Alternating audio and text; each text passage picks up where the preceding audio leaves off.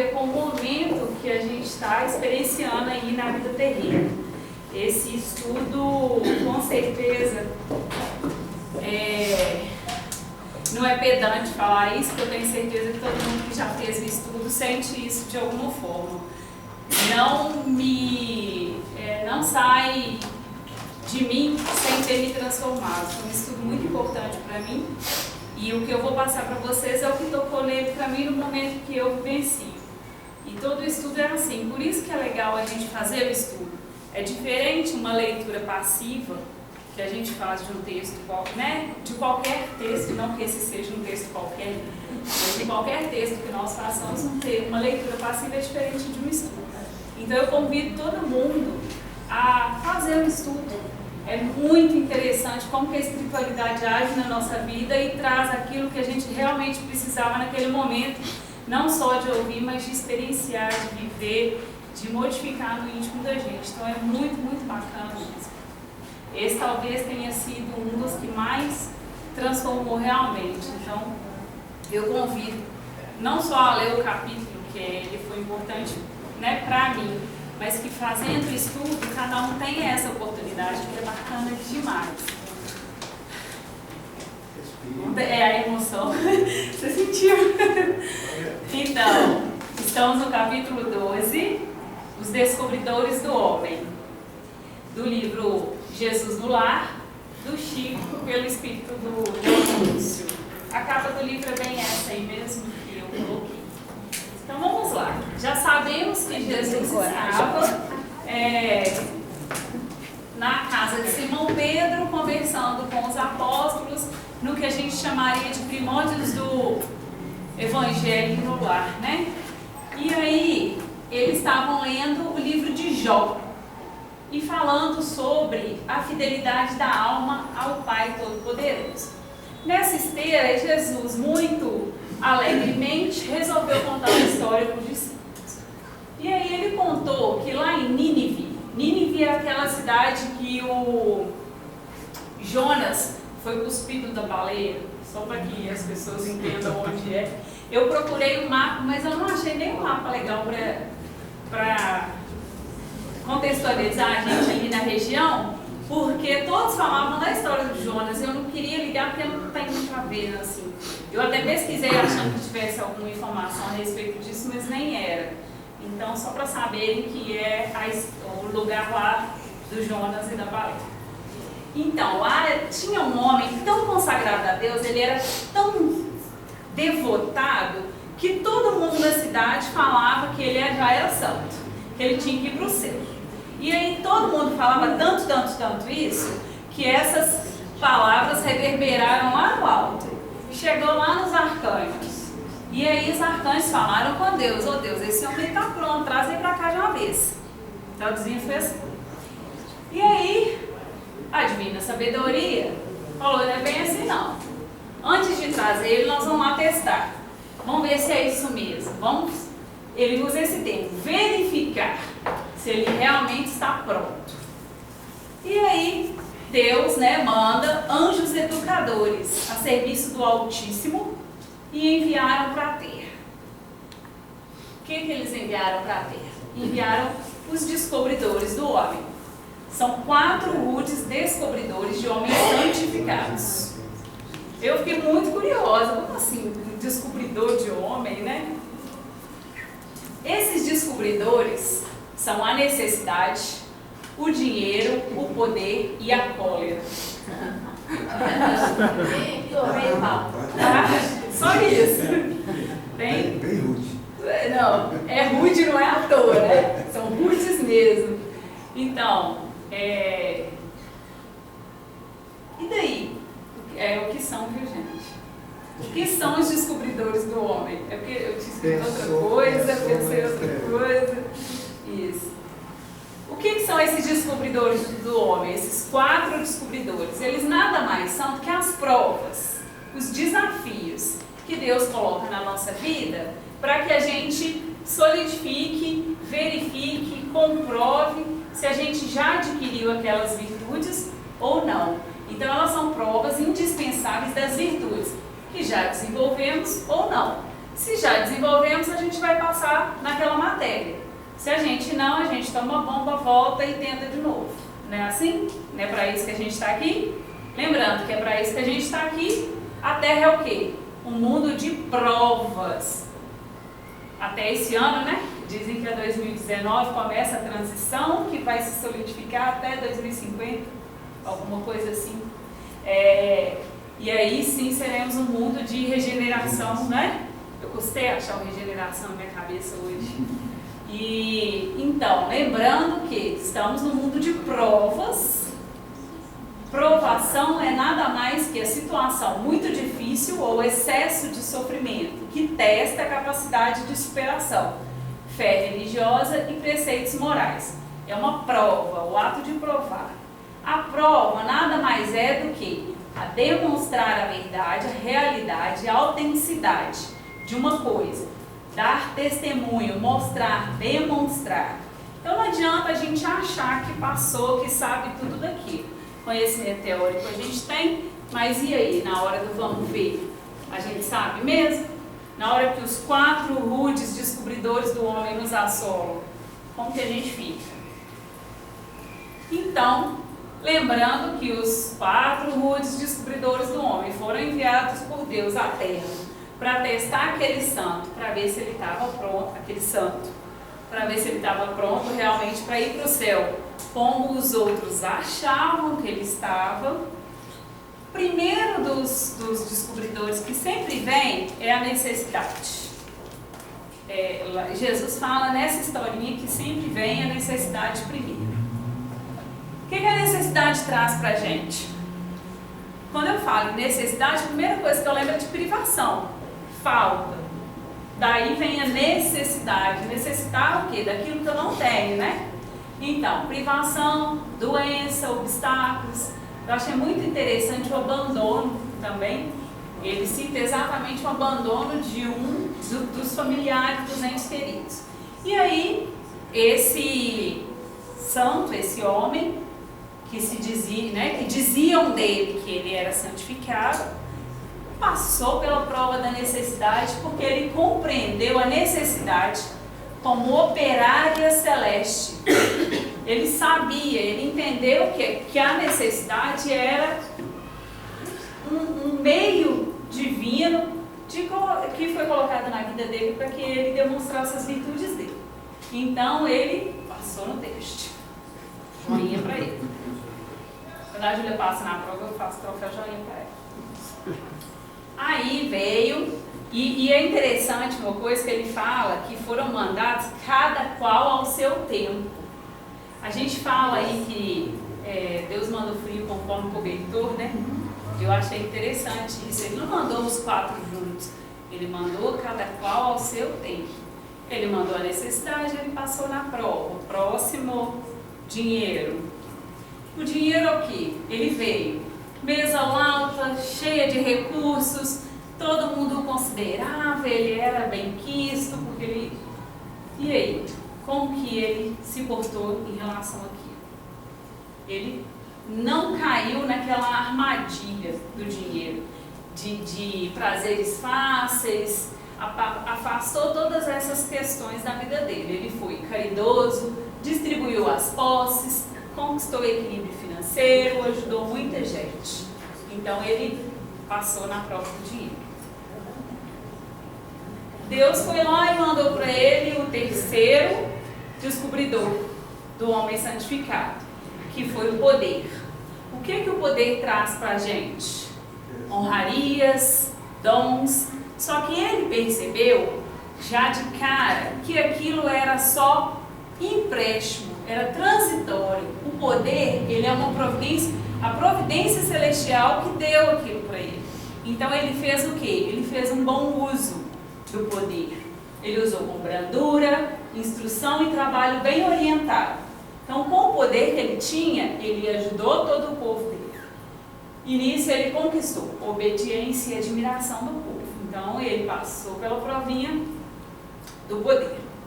E aí veio aquele que Não é. Para tirar um 10. Nem é a pedra no meu sapato, sabe? Nem é o mais complicado. Eu lido muito bem, assim, eu lido melhor, vamos dizer assim, né?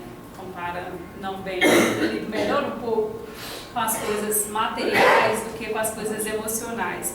E por isso que esse estudo me tocou tanto. Eu lido mais facilmente com doença, com falta de dinheiro, por exemplo, com alguma coisa do que com o sentimento. O sentimento é uma coisa muito difícil para mim. É um desafio ainda. Então, assim, aí na hora que ele falou cólera, eu falei, ixi, é aí mesmo, né? Pois é. E aí, como que a cólera veio para ele? Eu fiquei pensando, né? Como que vai vir uma prova de cólera para mim, para ver se eu vou passar por aquilo bem? Aconteceu que foi ferido o amor próprio dele, ele foi tratado com desconsideração, com desrespeito, a dignidade dele foi atingida. Porque Deus fez o quê? Mandou um instrumento. Ele utilizou-se de um servo fraco e ignorante, que falou de um assunto privado com ele, utilizando-se dessas formas, né? Ferindo, desconsiderando, porque ele era um cara bem quisto na sociedade lá. Como ele era uma pessoa de alta sociedade, alta conta, todo mundo admirava, feri-lo no amor próprio dele, naquelas questões que ele tinha de valiosas, por mais que fosse verdade, porque o servidor fraco e ignorante falou a verdade, mas ele não suportou aquele golpe no íntimo dele, não. Porque tocou justamente o amor próprio dele. E aí, ele não resistiu. O devoto não resistiu. Intensa onda sanguínea lhe surgiu no rosto com gesto e ele se desfez em palavras contundentes, ferindo familiares, servidores e prejudicando as próprias obras. Então, com o acesso de cólera que ele teve, revidando aquele ataque, digamos assim, ele não deu conta. Uma observação que eu gostaria de fazer. Quando Jesus, né, conta a história que a providência divina se valeu de um servo fraco e ignorante, eu lembrei que somos todos instrumentos. Né? O valer-se de alguém, ou de alguma coisa, ou de alguma situação, para nos impor uma prova, é muito sutil, né? Eu me lembrei na hora de Judas, porque Judas foi o quê? Ele foi um instrumento, ele era necessário naquele momento. Se ele não tivesse feito o que ele fez, fiz coisa errada. Se ele não tivesse feito o que ele fez, Jesus não teria cumprido a missão dele na terra. Tá, tudo bem, ia ser outra pessoa que ia fazer? Ia. Mas ia ter que existir esse instrumento. O que ele vai fazer, ou como ele vai arcar com a consequência disso, como ele vai se redimir disso, outros 500. A combinação, o que foi feito, a gente não sabe muito bem. Mas que era necessário, era. Então esse servo que foi utilizado como instrumento naquele momento para fazer isso, né, era necessário. Então as pessoas que estão na minha vida, que provocam de certa forma a minha cólera, ou que me atingem no meu orgulho, na minha vaidade, no meu amor próprio, né, naquilo que for, é necessário para que eu passe por aquilo. Agora, como eu vou agir e não reagir de acordo com o que ele está trazendo para mim, é que é da minha conta. É o que eu posso fazer. O que ele fez, aí é ele que vai cuidar para lá. Ele é a providência divina. Agora, o que eu fiz com o que ele fez, o que eu fiz do que ele fez para mim, é que é da minha conta. Então, independentemente do que ele fez, ser um instrumento para mim, como eu reagi? Então, na verdade, a cólera fez o quê? Desnudou o íntimo daquele devoto. Então, ele não era tão santo assim, né? Então, ele não estava pronto. Então, revelou o quê? O imperativo do aperfeiçoamento. Não era à toa que ele estava na escola de iluminação. A Terra nada mais é do que uma escola, não é um planeta escola, que a gente já estudou, já viu, né, já teve conhecimento de que estamos todos no planeta escola. Não é à toa, aqui é uma escola de iluminação. Se ele tivesse pronto, eu fiquei pensando, ele não estaria lá, né, encarnado ainda. Deus não ia precisar mandar aprovação nenhuma para ele. E aí isso mostrou que ele ainda tinha muito tempo na experiência purificadora para depois subir aos céus. Ele ainda precisava passar pela escola para depois subir. Então ele não ganhou o troféu de vida. Ele não passou na prova. É interessante porque se a gente trouxer essas 4 coisas para o mundo atual, e aí me parece, principalmente na cólera, que além de a gente trouxer para agora, esse um veículo, talvez o veículo fosse a internet. Para disseminar, não é? Entendeu? Para disseminar principalmente a cólera. A discórdia. Que não é para isso, né? Não. Mas a gente tem que lembrar que tem um operador ali atrás, né? O veículo é o sujeito que postou. Isso que eu falei, tem um operador ali. Não, a maldade está lá interna. O meio que ele está usando. Se lá naquela época o servo falou na orelha dele, aqui na internet ele ia postar um comentário no Facebook. Entendeu? Ia dedurar ele com uma foto no Instagram. Olha lá, ele não é tão santo. Olha o que ele fez. Jogou casca de banana na rua, ia tirar uma foto. Agora a velocidade é maior. Isso, é verdade. As coisas estão cada vez mais velozes. Isso é bom e ruim, né? E aí eu me lembrei, Jesus continuou falando, gente, que o homem recebe as informações que necessita para se elevar. Então Jesus fala lá no texto, agora é o finalzinho que ele comenta, ele fala que as informações a gente tem, então o conhecimento a gente tem, né? E eu lembrei, onde que a gente ouviu falar? Instruí-vos, né? Espíritas amai-vos, eis o primeiro ensinamento. O segundo, instruí-vos. Lá no Evangelho segundo o Espiritismo, né? A gente estuda isso. Então a gente precisa aprender mesmo, a gente precisa ter o conhecimento. Mas depois de ter o conhecimento, a gente precisa experienciar. Então, após o conhecimento, o Pai amoroso determina que sejamos visitados pelas potências educadoras. Potências educadoras, eu achei legal esse nome. Né? A necessidade, o dinheiro, o poder, a cólera, nada mais são do que potências educadoras. Elas estão aí para nos fazer experienciar, vivenciar, demonstrar na prática, provar a nossa virtude, o desenvolvimento ou não que a gente já tem naquela ou nesta matéria, né? Então essas potências educadoras nada mais são do que esses descobridores do homem que a gente falou. Então, aí eu vou tentar passar mais rapidinho. O descobridor do homem santificado, o que eles são?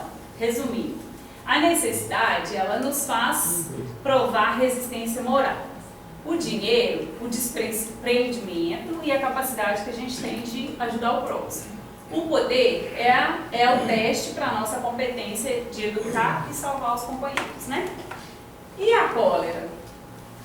Aí é que ficava batendo no meu pé, assim. O que é a cólera, né? Ela vem para diminuir o meu amor próprio. Eu falei, mas como assim diminuir o amor próprio? A gente está numa era que todo mundo fala que eu tenho que me amar primeiro, para depois amar o outro. Que se eu não me amar, eu não amo ninguém. E, nossa, aí... Para de dar spoiler, espera. Eu custei a pensar isso, você pensou muito rápido. E aí eu fiquei nessa, né? Mas como assim? Finge que ele não falou. Finge. E é um amor próprio, Aí eu fiquei assim, como que não diminui o amor próprio agora? Eu fiquei naquela, como assim diminuir? Diminui seu amor próprio, é você mesmo que diminui seu amor próprio. Para de terceirizar o problema, irmão. O problema é de quem? É meu, eu terceirizo, pronto. Que coisa sua. Olha a cólera daí, ó. Tá vendo? Olha a cólera. É só a irmã abrir a boca até agora. Não abrir a boca até agora. Depois vai o 2, 3, vai crescer, vai piorando. Não, mas eu tive realmente foi difícil para eu entender isso, eu confesso. E eu fiquei matutando nesse negócio, como assim diminuir o amor próprio, né? E aí ele fala assim, ó, por que tem que diminuir o amor próprio? Porque sem diminuir o amor próprio, o espírito não reflete o brilho e a grandeza do Criador nos campos da vida eterna. Então, como assim o meu amor próprio tem que estar menor para eu refletir a grandeza de Deus? Ah, começou a clarear. Aí eu fiquei pensando o seguinte, eu entendi que o amor próprio ele pode estar na distorção ou saudável, né? E na distorção, o amor próprio ele vai gerar o quê? Orgulho, vaidade, egoísmo, afetação, soberba, altivez, narcisismo, etc, etc. Todas as variações do mesmo tema que a gente conhece. Eu, pelo menos, conheço. Já o amor próprio saudável, ele gera o quê? Autoestima, dignidade, a honra, o autorrespeito. Então, a gente precisa desse amor próprio saudável, né? Então, a gente tem que diminuir o amor próprio para exaltar o amor de Deus. Exaltar o quê? A Deus, a presença de Deus na minha vida. Reconhecer a grandeza de Deus. Acho que a palavra mais certa é reconhecer mesmo a grandeza de Deus. E para que eu consiga reconhecer a grandeza de Deus e aí sim amar a Deus sobre todas as coisas, eu preciso de humildade. Agora pode falar. Agora pode. Eu preciso de humildade. E aí, quando eu vou ser humilde o suficiente para reconhecer quão grande é Deus e o quanto é Ele quem merece toda a honra, toda a glória, tanta santidade, o reconhecimento de toda daquela sociedade que ficava exaltando esse homem devoto, né? Diminuindo o meu amor próprio, porque me colocando no meu lugar de humilde, servo, aprendiz, viajor aí nessa escola de iluminação, muito longe ainda de chegar lá, né? E aí eu fico com essa palavra mesmo, ficou reverberando no meu coração a humildade e o fato da necessidade de chegar ao momento de realmente amar a Deus sobre todas as coisas. Diminuindo meu amor próprio, não saudável, distorcido, né? Me colocando na posição de humilde servo, aprendiz, para um dia eu chegar a amar a Deus sobre todas as coisas. Se Deus quiser, estou aqui para isso. Alguém quer falar alguma coisa? Porque só eu que falei quase. Tirando a Ana, se quiser. Certinho. Então eu vou passar a vez e a voz do Anderson. Fica aqui, que agora é a sua vez de falar. Isso.